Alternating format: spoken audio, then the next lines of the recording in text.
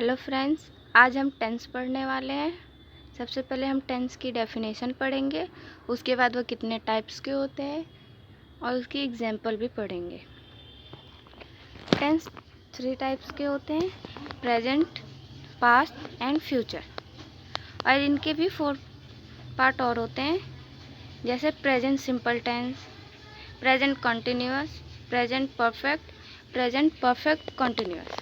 ऐसे ही पास्ट के भी होते हैं, past simple tense, past continuous tense, past perfect tense, past perfect continuous. ऐसे ही फ्यूचर के भी होते हैं, future simple tense, future continuous tense, future perfect tense और फ्यूचर परफेक्ट कंटिन्यूअस टेंस। अब इसके बारे में मैंने लिख रखा है। प्रेजेंट सिंपल टेंस में जैसे लास्ट में ताहू या फिर ती है ऐसे आता है, तो डू डज का हम यूज़ करते हैं।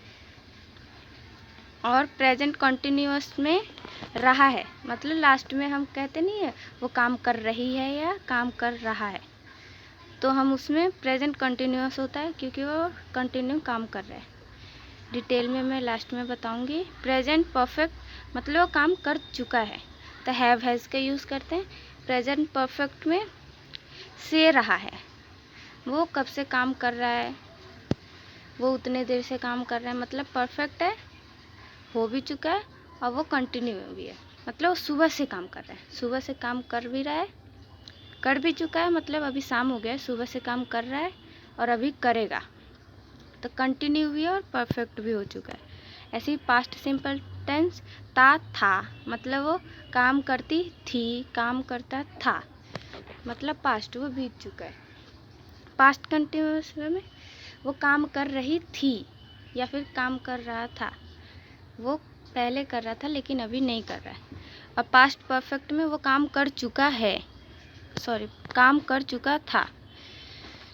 ऐसी पास्ट परफेक्ट कंटिन्यूअस में सारा मतलब जो बीत चुका है और वो कंटिन्यूअस। ऐसे फ्यूचर का भी होगा, गागी गे ये लास्ट में आएगा, रहा होगा, चुका होगा, से रहा होगा, लास्ट में ये सब आएगा। जैसे मैंने प्रेजेंट और पास्ट को बताया, ऐसे ही सेम अब इसे डिटेल में पढ़ेंगे। सबसे पहले प्रेजेंट सिंपल टेंस स्ट्रक्चर समझेंगे, उसके बाद हम उसके एग्जाम्पल लिखेंगे। पॉजिटिव सब्जेक्ट, फिर वर्ब, उसके बाद object. First I play cricket, और शी, ही, इट ये सिंगुलर होता है, इसीलिए हम इसके साथ SES का यूज़ करते हैं। जैसे सी प्लेज गिटार। ऐसे ही नेगेटिव का होता है, नेगेटिव में ये subject do does plus not, फिर वर्ब, फिर object. I do not play cricket, she के साथ डज आता है क्योंकि ये सिंगुलर है, she does not play guitar. ऐसे ही इंट्रोगेटिव में होता है, मतलब हम किसी से क्वेश्चन पूछते हैं, जैसे हमें पता होता है उसके आगे क्या लगाते हैं, क्या तुम काम कर रहे हो, इस तरीके से। जैसे डू डज पहले आएगा, लेकिन फर्स्ट जो हमने ये पढ़ा था ये पॉजिटिव का, इसमें हमने सब्जेक्ट वर्ब ऑब्जेक्ट किया था, और इसमें है सब्जेक्ट वर्ब ऑब्जेक्ट, लेकिन पहले डू डज का यूज़ करेंगे। जैसे डू यू प्ले क्रिकेट, क्या तुम क्रिकेट खेल रहे हो, इस तरीके से। डज सी प्ले गिटार, मतलब डज इसलिए यूज़ किया है क्योंकि शी एक सिंगुलर सब्जेक्ट है। देखिए मैंने यहाँ कर रखा है, डू का यूज़ आई, वी, यू, दे इन सब के साथ करते हैं, और डज का यूज़ शी, ही, इट या फिर किसी नाम के साथ करते हैं। अब past simple tense positive, subject plus verb, और वर्ब की सेकंड फॉर्म यूज़ करते हैं, ना कि वर्ब की फर्स्ट फॉर्म, और ऑब्जेक्ट। जैसे आई वॉच टीवी होता है, लेकिन पास्ट में हम आई वॉच टीवी मतलब ईडी लास्ट में लगाते हैं। और शी वेंट टू स्कूल, मतलब गो का सेकंड फॉर्म होता है वेंट, इसीलिए हमने शी के साथ वेंट लगाया है क्योंकि गो का सेकंड फॉर्म होता है वेंट। नेगेटिव में सब्जेक्ट डिड नॉट, फिर वर्ब और ये भी ध्यान रखना है सिर्फ पॉजिटिव में ही सेकंड फॉर्म आएगा, नेगेटिव और इंट्रोगेटिव में फर्स्ट फॉर्म ही आएगा। तो नेगेटिव का पढ़ते हैं, सब्जेक्ट डिड नॉट, फिर verb, object. I did not watch TV, she did not go to school. Same ऐसे ही है। इंट्रोगेटिव में मैंने बताया था पहले किसी से क्वेश्चन पूछते हैं तो क्या लगाते हैं, जैसे कि क्या तुम खेल रहे हो, इस तरीके से। लेकिन ये पास्ट का है, डिड यूज़ करेंगे, इसीलिए सबसे पहले डिड, फिर सब्जेक्ट, वर्ब, फिर ऑब्जेक्ट। मैंने इम्पॉर्टेंट रूल लिख रखा है, जैसे पास्ट में सिर्फ पॉजिटिव में सेकंड फॉर्म यूज़ करते हैं, उसके बाद नेगेटिव या फिर क्वेश्चन पूछने के लिए उसके लिए हम वर्ब का फर्स्ट फॉर्म यूज़ करते हैं। और फ्यूचर सिंपल टेंस के लिए सब्जेक्ट, विल या फिर शैल भी यूज़ करते हैं, वर्ब का फर्स्ट फॉर्म, फिर ऑब्जेक्ट। ये पॉजिटिव में, जैसे I will play cricket, we shall go to school, ये फॉर्म के लिए यूज़ करते हैं। और फॉर्म क्या होता है, जैसे स्कूल, कॉलेज, मीटिंग, ये सब फॉर्मेट होता है, फॉर्मल होता है। पॉजिटिव समझ आ गया। अब negative, I will not play cricket और she will not watch TV. मतलब कि इसमें सब्जेक्ट, फिर विल, शॉल, नॉट, फिर वर्ब, फिर ऑब्जेक्ट, ये यूज़ करते हैं नेगेटिव में। मतलब विल के साथ नॉट, मतलब सेम ही होता है ये ऊपर की तरह, बस विल के बाद हम नॉट का यूज़ करते हैं। इंट्रोगेटिव में वर्ब पहले आ जाता है, जैसे ये रहा, विल शैल प्लस सब्जेक्ट, फिर वर्ब, फिर ऑब्जेक्ट। मतलब विल पहले आएगा, उसके बाद you play cricket, will you play cricket, मतलब क्या तुम खेलने जाओगे या फिर ऐसे कुछ। Shall we go to school, मतलब कि स्कूल, मीटिंग, कॉलेज, इन सब के लिए हम शैल यूज़ करते हैं, या फिर आप विल भी यूज़ कर सकते हैं। मैंने ये लिख रखा है, विल ऐसे यूज़ सब्जेक्ट के बेस पे करते हैं, लेकिन आई वी ये सब के लिए शैल भी यूज़ करते हैं, ज़्यादातर यूज़ करते हैं फॉर्मल में, जैसे स्कूल, ऑफिस, मीटिंग, ऐसे के लिए। अब कॉन्टिन्यूअस की बात करेंगे। ये प्रेजेंट कॉन्टिन्यूअस टेंस, हमारा सिंपल टेंस कंप्लीट हो गया है। प्रेजेंट कंटिन्यूअस टेंस में पॉजिटिव का पढ़ेंगे पहले। सब्जेक्ट इज एम आर, ये हेल्पिंग वर्ब होता है, मैंने फर्स्ट वीडियो में समझाया था।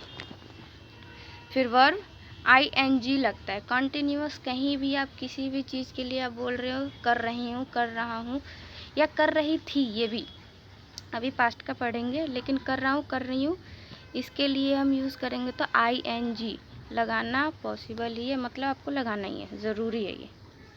उसके बाद ऑब्जेक्ट, जैसे आई एम स्टडिंग, जैसे आई एम स्टडिंग इंग्लिश, ये देखिए, जैसे इज एम आर आप नहीं लगाओगे तो ये हेल्पिंग वर्ब है, ये ज़रूरी होता है प्रेजेंट कंटिन्यूअस टेंस में। आई के साथ एम, शी, ही, इट, इन सब के साथ इज लगता है, ये मैंने नीचे लिख रखा है, पहले आप ये समझ लो। ये रहा हेल्पिंग वर्ब का यूज़ कैसे करते हैं। आई के साथ एम, शी, ही, इट, या फिर नेम, किसी भी नाम हो, मतलब किसी भी वर्ल्ड में किसी चीज़ का भी नाम हो तो उसके साथ इज यूज़ करेंगे, या फिर ये वी, यू, दे, आर, इन सब के साथ आर यूज़ करेंगे। अभी आपको आसानी होगी समझने में। I am study English, she is reading a book, I N G मैंने यूज़ कर रखा है। और दे आर प्लेइंग क्रिकेट, मतलब इज एम आर, ये मैंने अलग अलग लगा रखा है, ये आपको समझ आ गया होगा। अब नेगेटिव का पढ़ेंगे।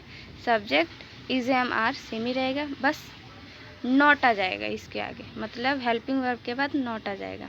फिर verb I N G, object same ही रहेगा, बस नॉट आ जाएगा हेल्पिंग वर्ब के बाद। I am not studying English, she is not reading a book, they are not playing cricket, same ही है, ये भी सेम ही है, बस इसके आगे जो हेल्पिंग वर्ब है वो पहले आ जाएगा। जैसे इंट्रोगेटिव में इज एम आर पहले, उसके बाद सब्जेक्ट, वर्ब, ING, उसके बाद ऑब्जेक्ट।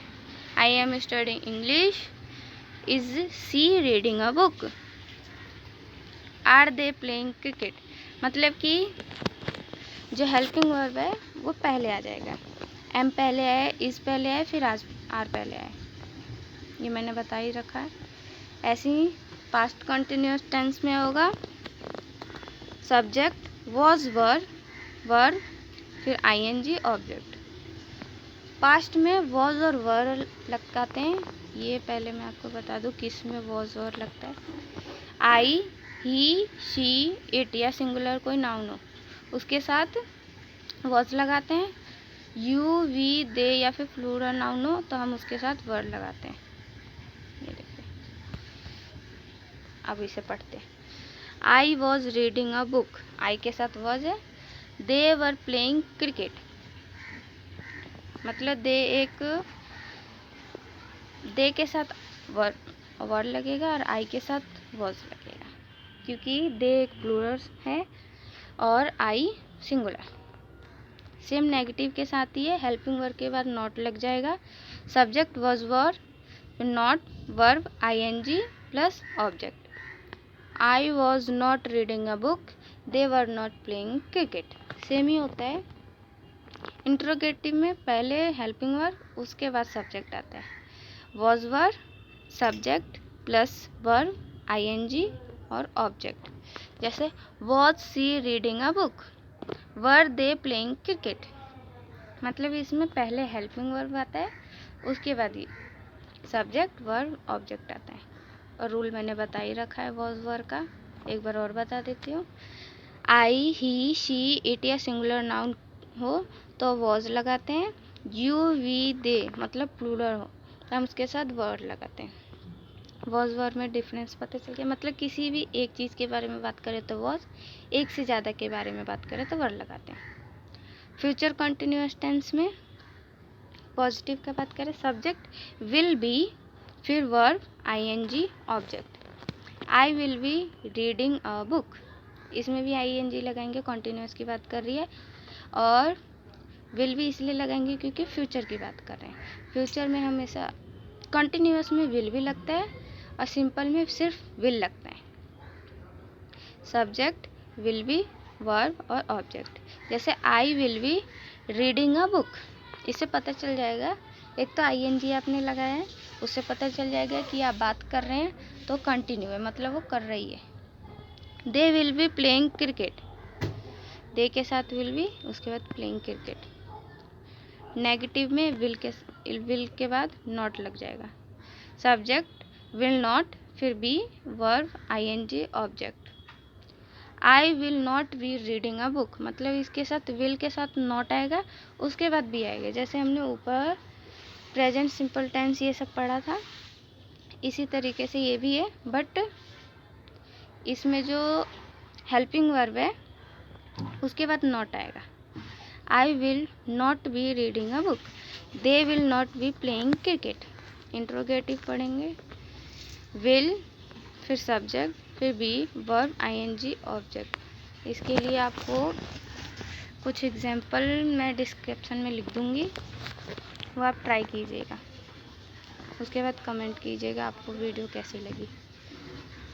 इसका एग्जाम्पल पढ़ेंगे, will she be reading a book. आपको बस स्ट्रक्चर याद करना है, उसके बाद आपको सेंटेंस बनाने में बिल्कुल दिक्कत नहीं है। जैसे मैंने will, subject, be, verb, ING object ये सब लिखा है, वो बस आपको याद हो जाएगा, तो इसको आपको दिक्कत नहीं होगा पढ़ने में।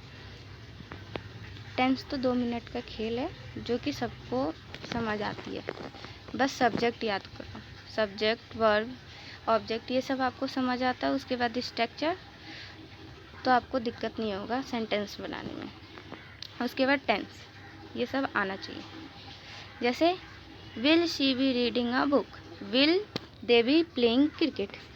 देखो फ्यूचर कंटिन्यूअस टेंस में क्या होता है, आने वाला टाइम में कोई काम लगातार हो रहा है। जैसे कि आप किसी चीज़ को बताते नहीं हो आने वाले टाइम में, जैसे कल से मैं ये काम करूँगी, मतलब फ्यूचर में कल से करूँगी, इसीलिए।